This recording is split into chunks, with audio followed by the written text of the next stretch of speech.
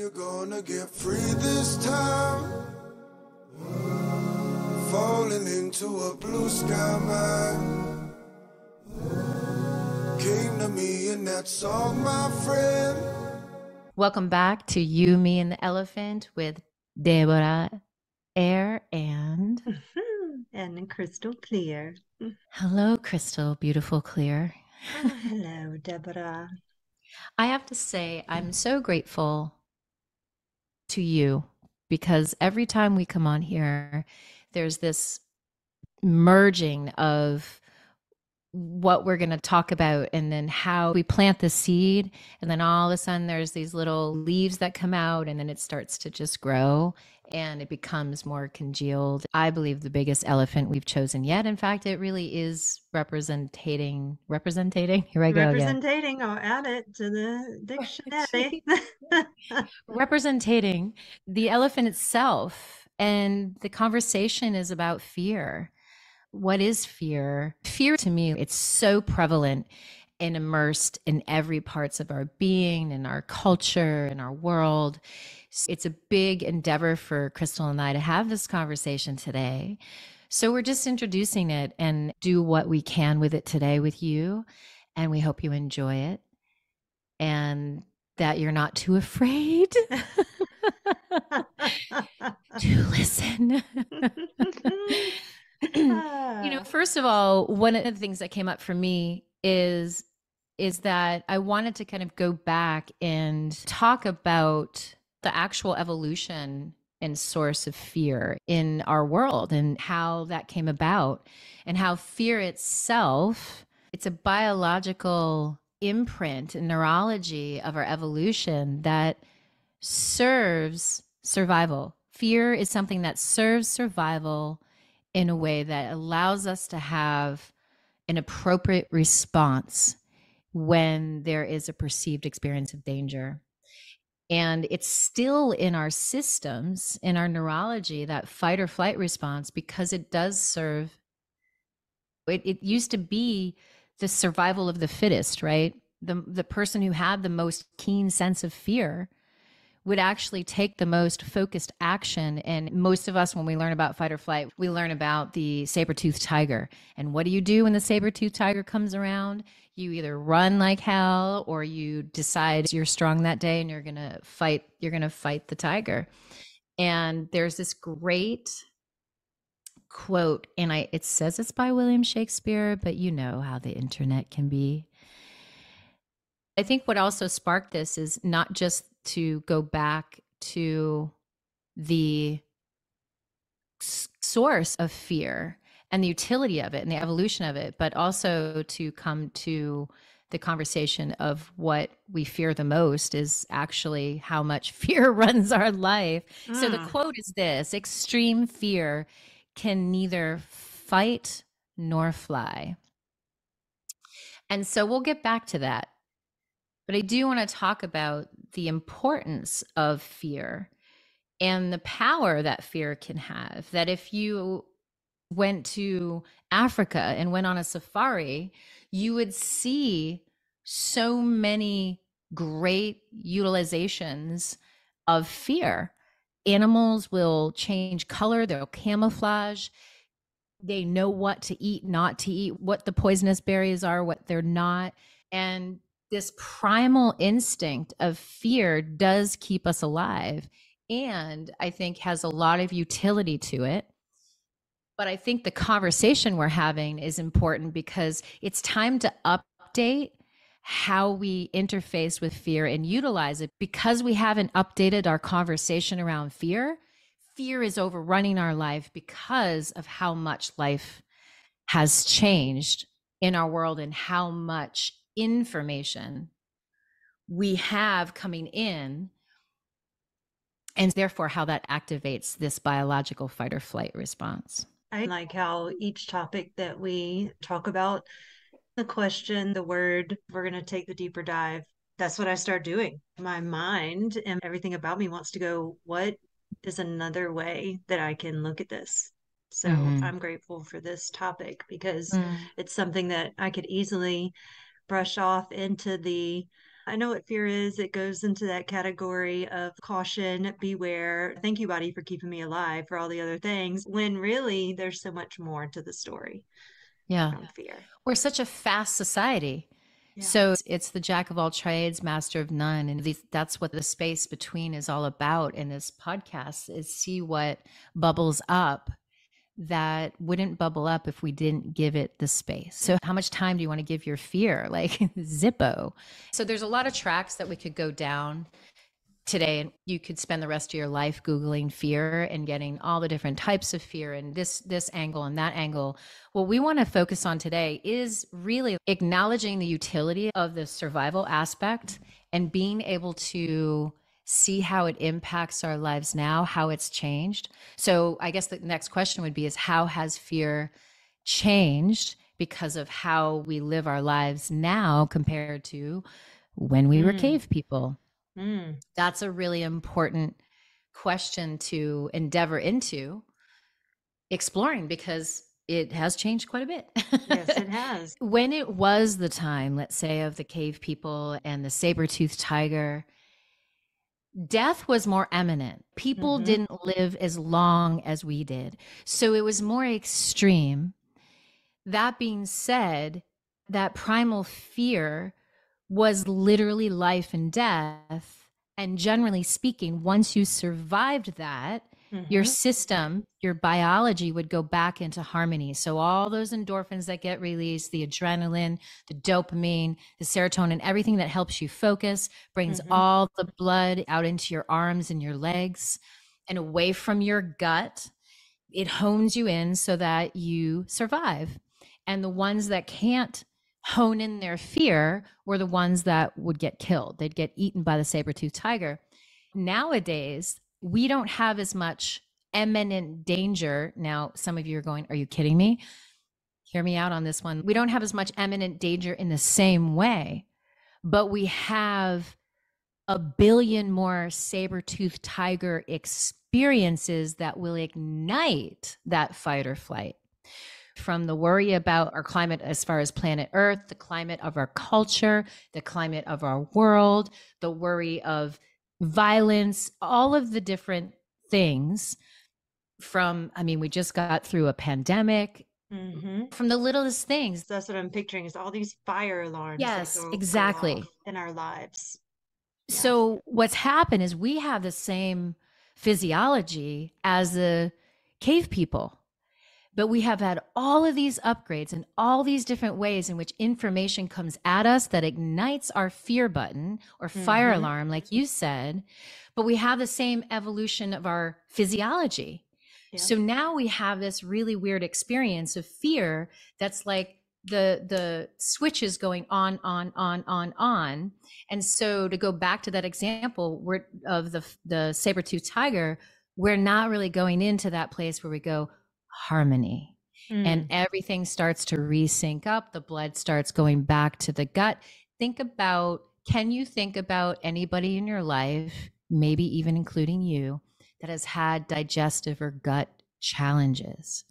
This is not a mistake. This is part of the evolution and how our physiology hasn't quite caught up. And this is why Crystal and I think this is a very important conversation, even just to start today.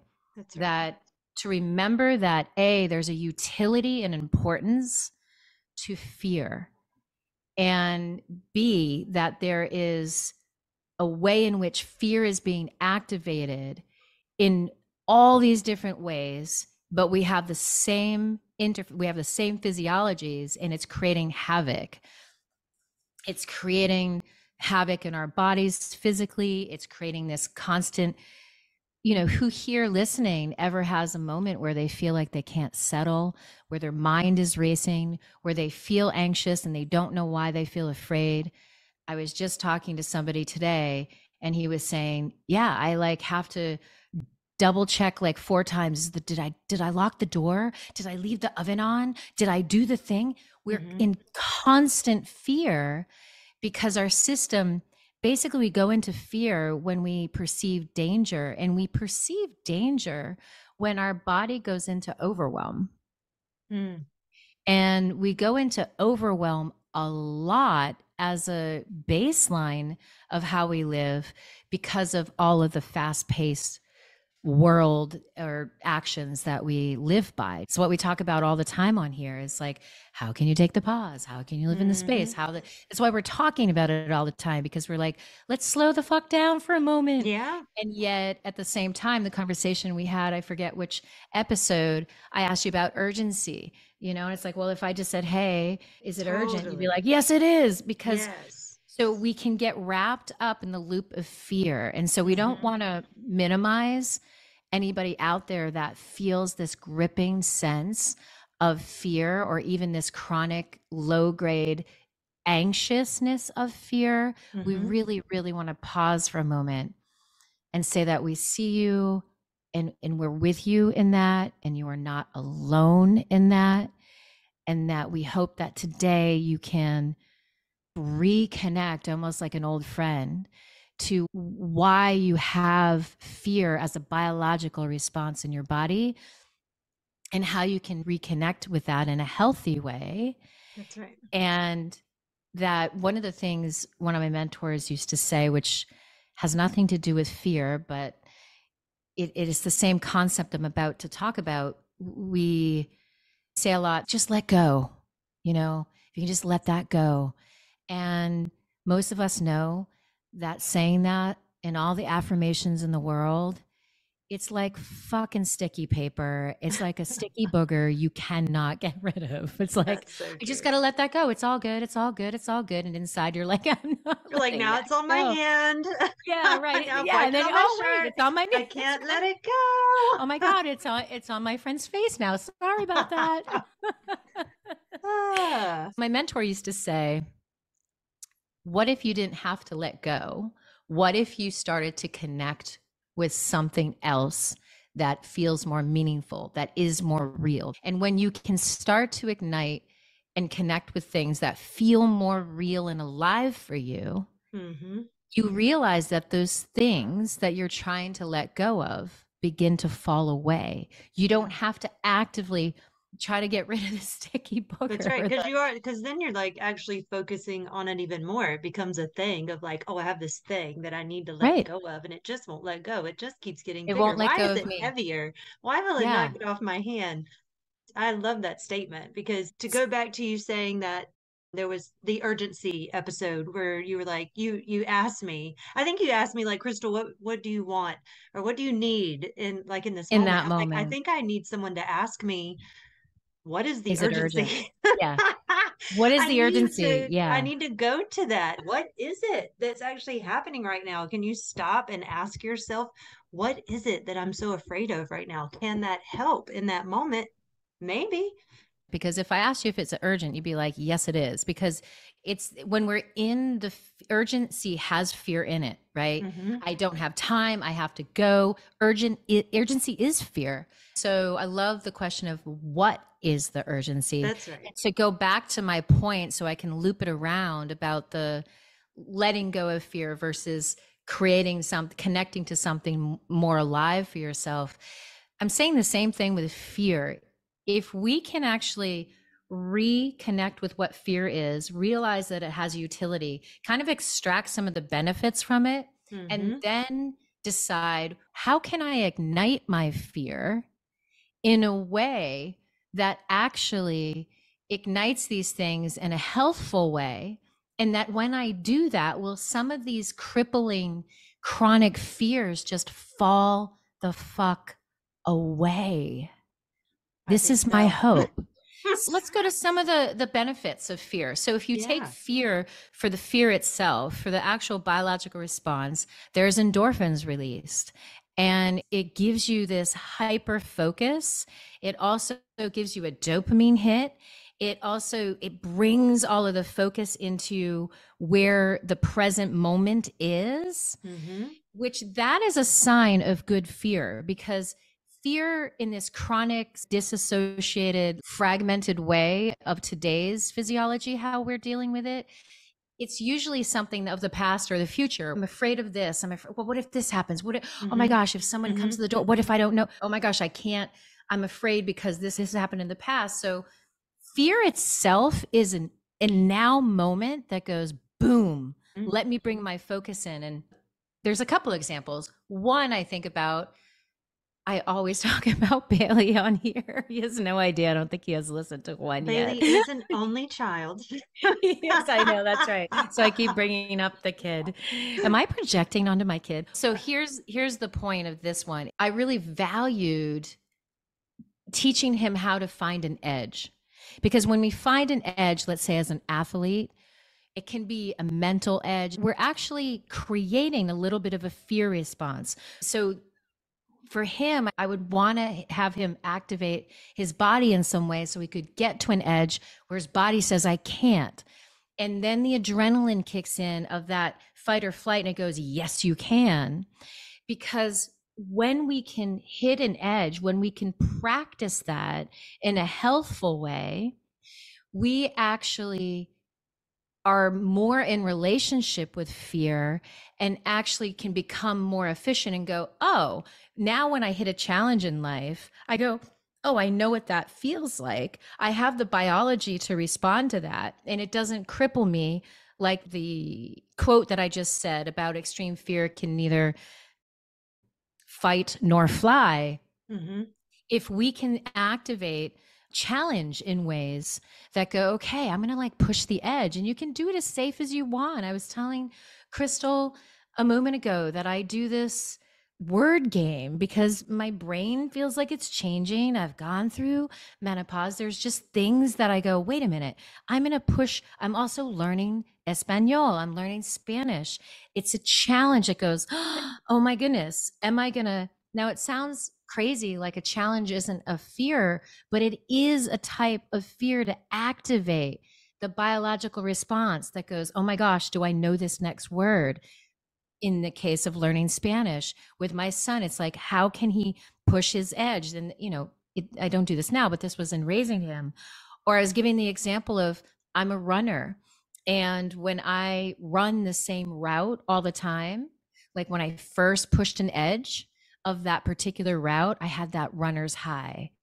That runner's high comes from the fear response. It goes, I'm going to die. I can't take another breath. Mm-hmm. And then all of a sudden, the focus, the endorphins of the fight or flight go, yes, you can. Mm-hmm. And so you get the runner's high. But once I've reached that edge and I keep doing the same thing and I keep doing the same route, I'm not going to get that runner's high anymore. So how can I pick a different route and go, oh, I'm not really sure about this route. So it's going to add a little bit of that novelty in there Mm-hmm. that can maybe push a different edge in me where I can get used to feeling that in a way where I'm choosing it. Because let's face it, we all know the more we ignore fear, the larger it freaking gets. And it literally runs our freaking life. And It so seems too like you're sharpening the tool, knowing what fear looks and feels like in your body, and keep going into those expanded examples or going off the beaten path, right? Maybe having more yeses versus nos in things that quote unquote feel safe allows that neuro imprinting to happen in your body. I have an example of just got a paddle board and I live at the ocean. So there was something about when I first got my paddle board, I felt like I needed to always go with somebody. So I would call my girlfriend, like, hey, you want to go? You want to go? You want to go? And then there was one day I was like, Crystal, you just got to go. Just go by yourself. You don't know what the tide is right now. You don't even know how deep this water is. If your butt falls off, you're going to hit an oyster shell. Like, you don't even know what's about to happen, but you're going to do it. And that was that fear that you're talking about, the fear that really kept me from doing it several days. But there was such a draw to it that I was like, okay, you just got to go. And that I know made an impression in my body, in my cells, so that when I come across other situations, other nuances, or even things that I do need to say no to, I actually have that outfit on. Like I've wore it a little more yeah, recently. yeah, you've Yeah, activated it in a more, it's like you're using, it's another way of embodiment, truthfully, where you true. can go in, right, and say, this is part of my biological makeup, and I'm going to update it. We update our computers all the time. We need to update how we utilize our fear. I have a lot of people in my life that I know that are And you listener may be one of them, where you will spiral so much that you can't move. Fear can be paralyzing. And I think there's a bigger story than just have courage and push through fear. We need to pay homage to fear because that's why we're still here, That's right? right. We, so how can we choose to update our physiology by imprinting these edges? What if one of your questions is like, what's one thing that I can stretch on today? It could be the smallest freaking thing. It could be that you're going to brush your teeth before you take a shower instead of taking a shower, brush your teeth. That sounds so tiny, but honestly, we have our habits for a reason, right? Because they keep us safe. And safety is important, but too much stagnancy is death.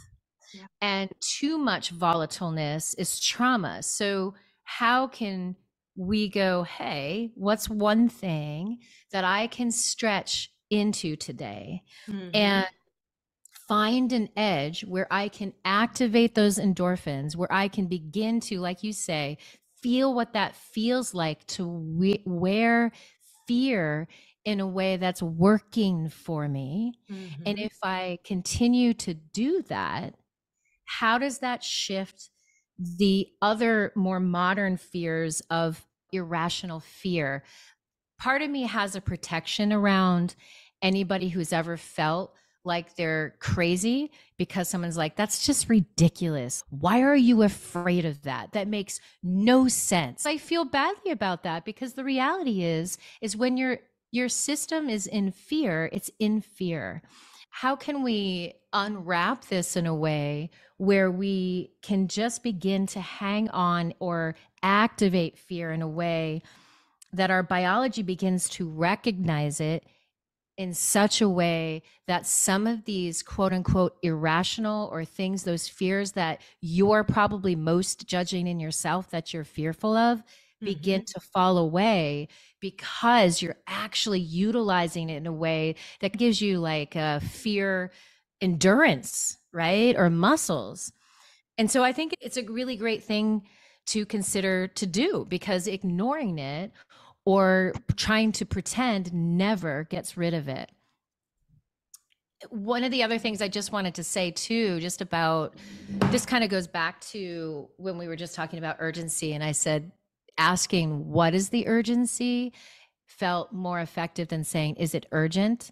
Because Mm-hmm. when we're in fear or urgency, it's always going to be like, yeah, it is. Yeah, that's right. There is Right. something there for each and every one of us, our own Yeah. thing. Yeah. So another throw out that when you're above and beyond what we're talking about as far as how can you push an edge for yourself each day that just activates fear for a moment and gets those endorphins going and that focus.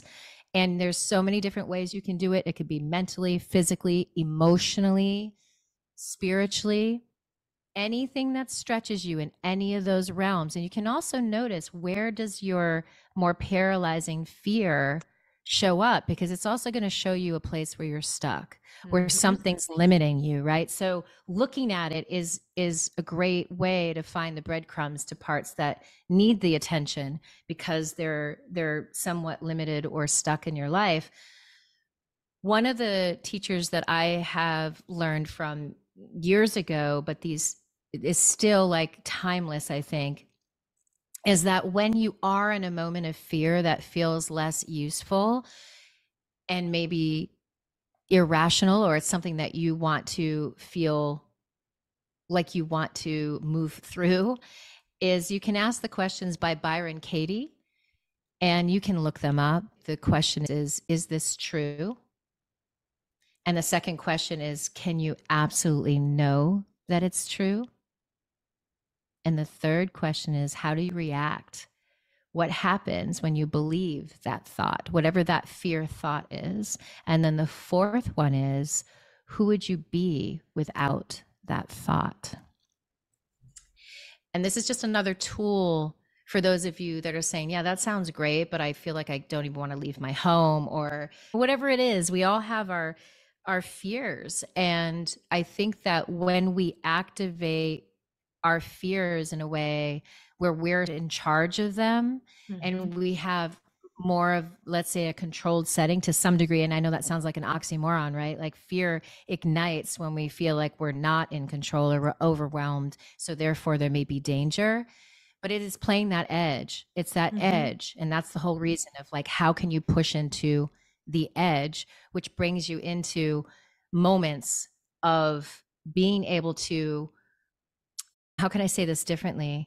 Activate in a way that gives you, it's like a fine wine, right? You want to age it.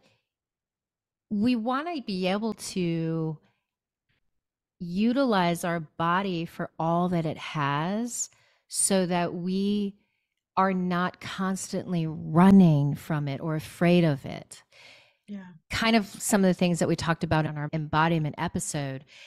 It's like we become so fearful because our body has an experience or a sensation that we don't know. And because we've lost so much of our primal awareness of what truly needs to be feared, we have lost our smart fear.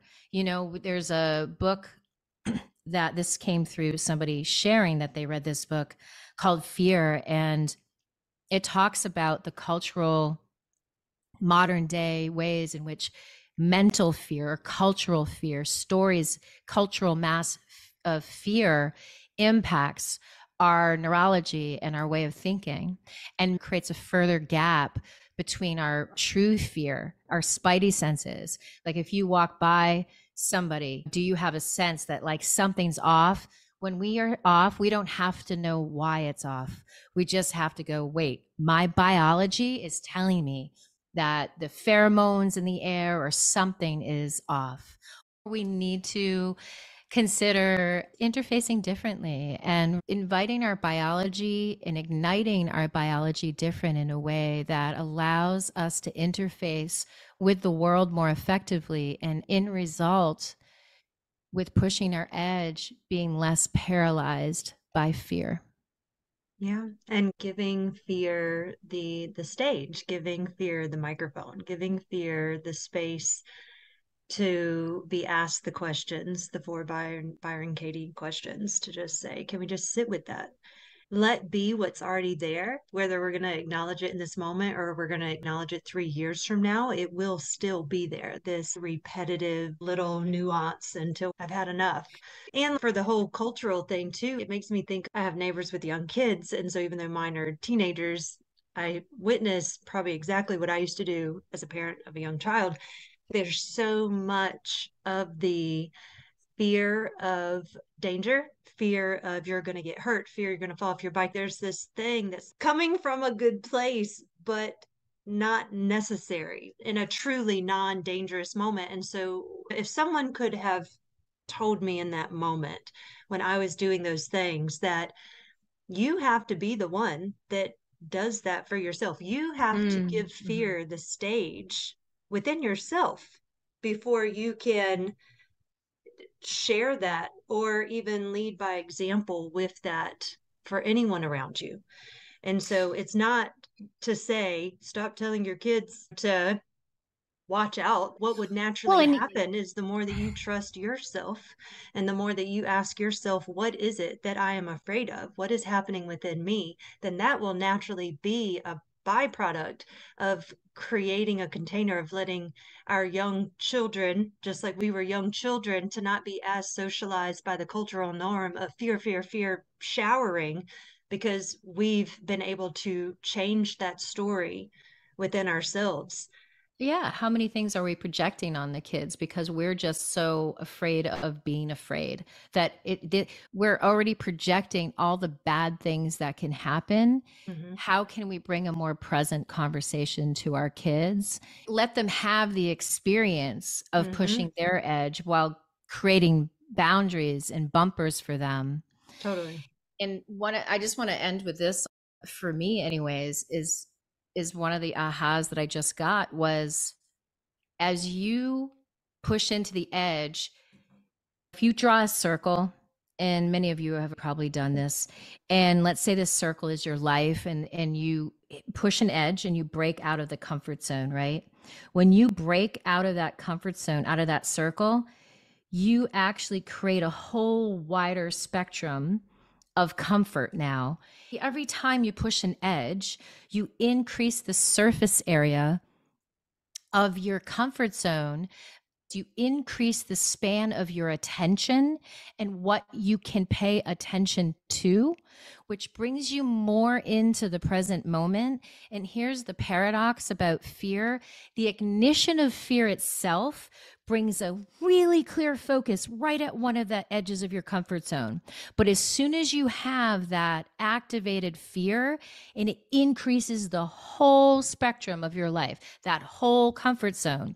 So as you can practice pushing into the edge, you actually get a wider and wider space, a broader and broader space of awareness, so that you're not activating fear all the time until you really need to pinpoint that one limiting belief, that one where you can pierce yet again through that comfort zone and increase the whole circle again. So the paradox is fear brings the lens in to a small focus, but then once you've done it, it broadens the whole range of what you get to walk into, what you're capable of, how well you can navigate, how flexible you are, and actually how aware you are.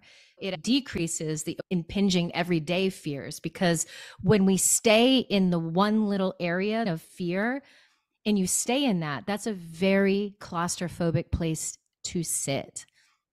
When you're staying and stuck in fear, there's nowhere to go. You're stuck in this very narrow range of focus and can't get out. But when you can harness it and pierce through, you broaden your whole world. Yeah.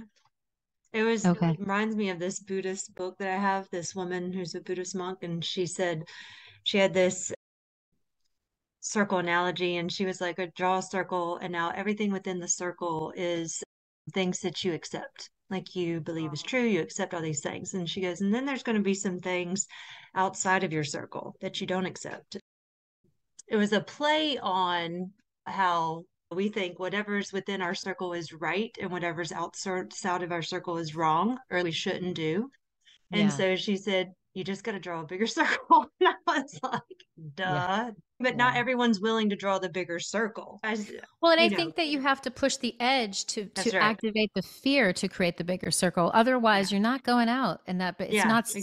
safe, You're like, right? I'm not So you going to have do to that. create almost this controlled, I'm going to push an edge to go out of safety for a moment. Mm-hmm. And out of safety could be, like I said, mental safety, emotional safety. You could be vulnerable with your partner in a new way. That is Yeah. piercing It's through your the comfort choice. zone. Yeah. You're choosing Right. this. You get to It's decide. You're sovereignty in over your own control. fear. It's Right. sovereignty over your own fear. Yes. Yeah. Absolutely. So when you can choose that vulnerable moment, you go, wow, I'm going into a place of fear / vulnerability. And now my comfort zone is different or wider or bigger. And now I have more tools of being in intimacy and vulnerability with somebody. So that's the really cool thing of choosing sovereignty over your own fear, Yeah. and how instead of having it paralyze or you have to fight it, you can actually get to know it and activate it in ways that just keep expanding your world. So I think we've got it. I think we've got it. That's complete. So, yes. And with this, we say thank you again. We've been getting a lot of feedback, by the way. And what really lights me up, I have to say, is those of you that are sharing with us that the things that you're actually doing differently in your life because of a certain conversation that you heard on You, Me, and the Elephant. This is why this exists. And so please continue to share your responses. And I'm hearing stories specifically of how somebody is doing something different or spoke up differently. And that just really lights my fire. And the other thing I wanted to say, if you are so inclined, if you are one of those people that are looking forward to these conversations, if you would kindly give us a 5-star review on Spotify, we would love that, because it allows the podcast to potentially reach more people and impact and inspire them as well. So thank you so much. Until next time. And now, Trevor Hall with Blue Sky Mind. Through the body. It's in and through the body. All along, in and through the body. All along, it's in and through the body.